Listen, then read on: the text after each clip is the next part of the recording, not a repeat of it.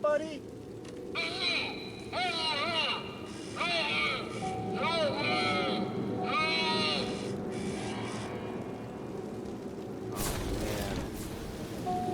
That's not good. Here's a crayfish. That's perfect right there. I got. Look at this. There's babies. There's more babies up there. There's one right by my foot, off my right foot. They're all over the place. Crayfish in a coal mine, giant salamanders, and then there'll be fish. Whole ecosystem. Absolutely, utterly amazing. Alright, so I just took my crayfish video. Crawfish, crayfish, where. And here we have a giant albino salamander. Whoa, so big.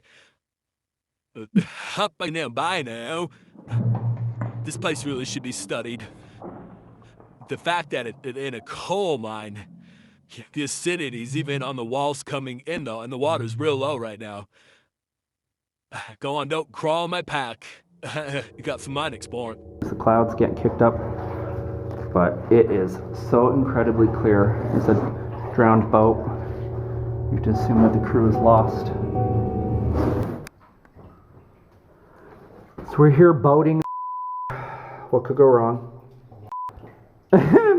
Here's not having a good time.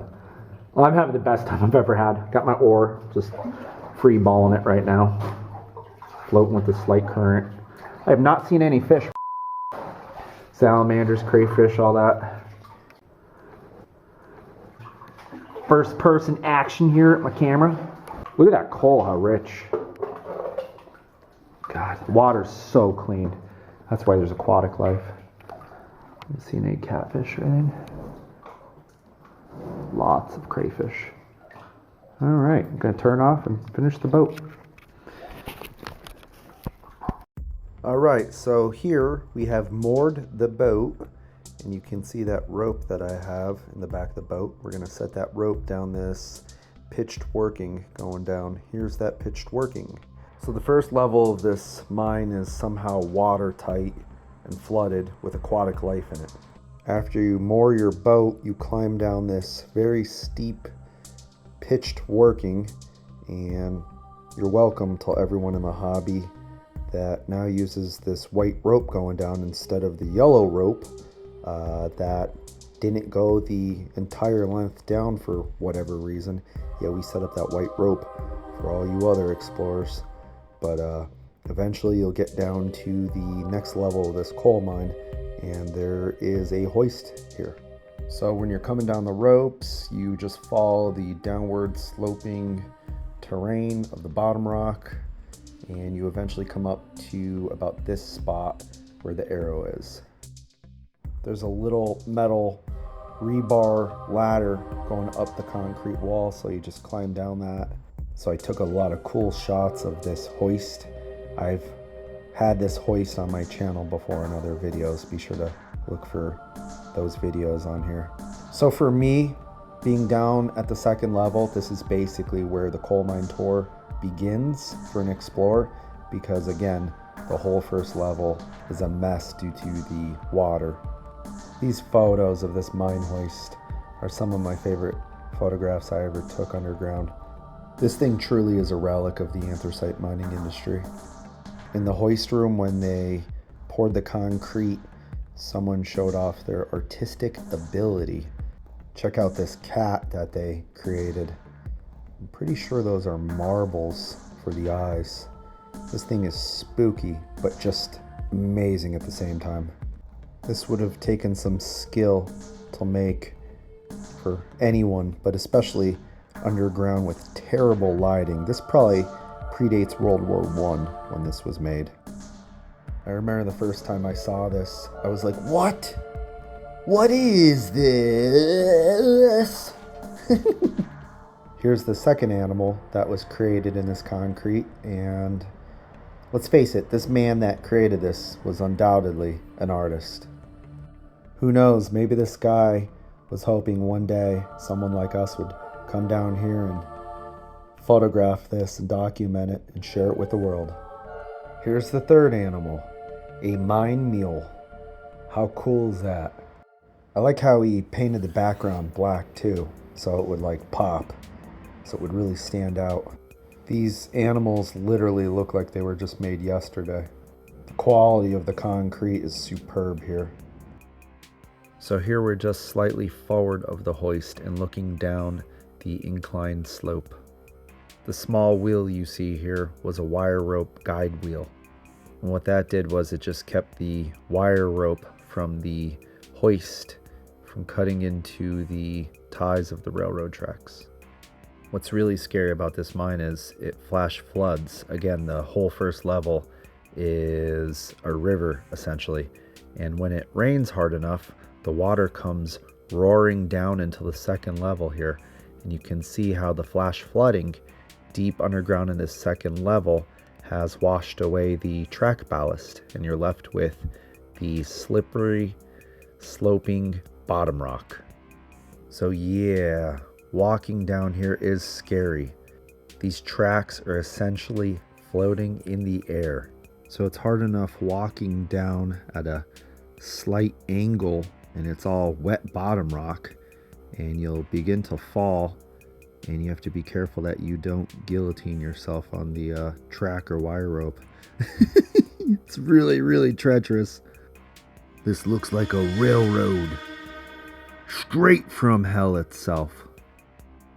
Here's another angle of the floating rail and the washed out ties and track bottom. This is probably the rarest thing I've ever seen in an anthracite coal mine.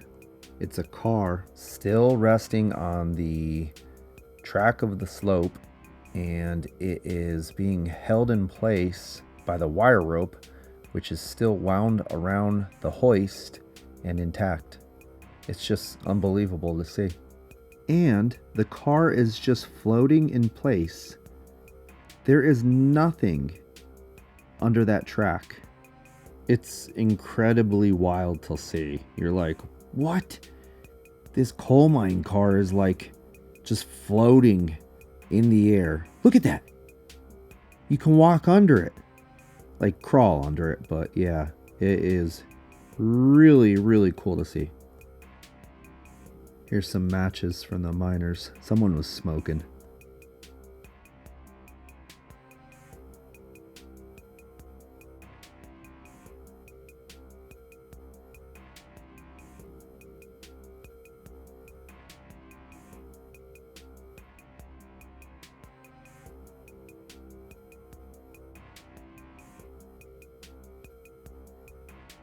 Here's another coal mine car when you finally get into the actual coal mine tunnels.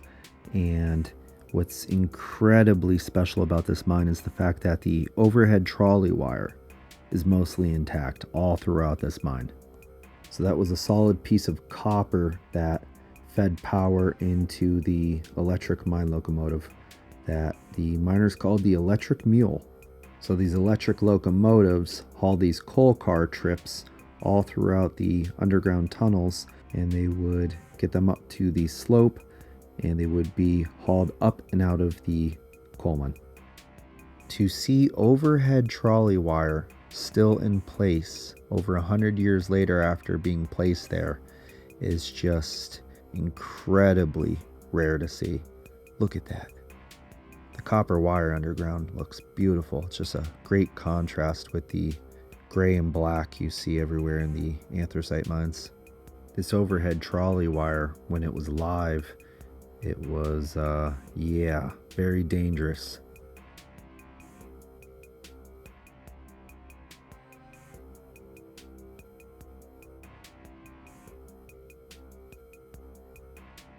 I believe that these next 3 photos were an old internal slope that we found, and everyone had high expectations for it because it would have been an easier way up and out of the mine instead of going through the water. But it was a bust. It went right to collapse, unfortunately.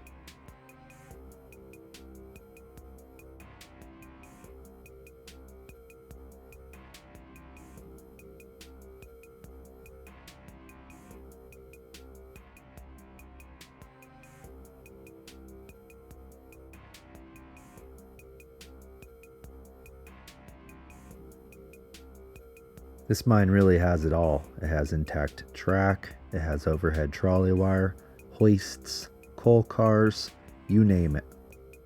It's hard to say from this photo, but I'm pretty sure that's overhead coal in this tunnel. That just means that they left some of the coal overhead and didn't mine it. In the distance here, you can definitely see a vein of coal that is pitching downward or upward, however you're looking at it. Look at that, it's beautiful. You can see how in this tunnel, the track is turning sharply and the overhead trolley wire is turning with it. I mean, come on. Look at that trolley wire. Is that not a thing of beauty? It's like art. A little bit of concrete infrastructure down here. I'm assuming in that voidage there would have once been a door that would open and close for air ventilation.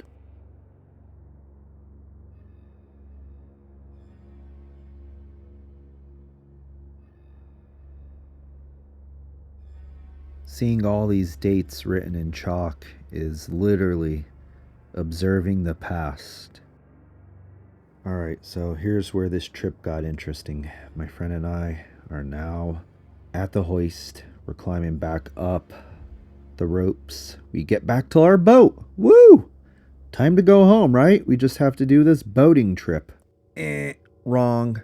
I push off and immediately my boat hits a piece of metal that is completely submerged. And it just lets out this loud farting noise. It's like... I don't know how far it is to the boat docking place that is like, you know, the next safe spot. Maybe a quarter of a mile, maybe a fifth of a mile. But I mean, that water's like 5 feet deep, maybe 6 feet deep, even just 4 feet deep. But with chest waders, yeah, look at these flooded tunnels. That's not good because your chest waders will fill up with water. And the bottom of this mine where the water is, it's like quicksand. There's feet and feet of just this quicksand-like muck. So I'm in this cheap little boat. My friend is in his cheap little boat. He can't swim. He's wearing a life jacket. It's too bad I didn't have a GoPro or something filming this event because it was wild. He starts screaming, "You're gonna unalive yourself! Oh my God!" He's now sobbing and crying, literally crying. And I'm just giggling. I mean, my boat is going down quick. I'm like, hush, hush. And I'm like nervous giggling because that's like what I do when things get crazy. I'm like, oh my God. I'm like, get over here. I throw my army assault pack, which is just the backpack that I carry underground, into his boat. He's now screaming and essentially in a panic, just saying over and over again, "We're not gonna make it! We're not gonna make it!" So unfortunately in this situation, he was basically of no help to me because he's just in panic mode. But luckily he got close enough. I then have one shot as my boat is going down to jump on the outside of his boat and to cling on for dear life. No way that two of us are getting in his boat. It's just too small. And he goes, "Don't get in my boat! Don't get in my boat! We're definitely gonna hit something then and pop it. There's no room. We're gonna be unalived. We're never getting out of this mine. Oh my God!"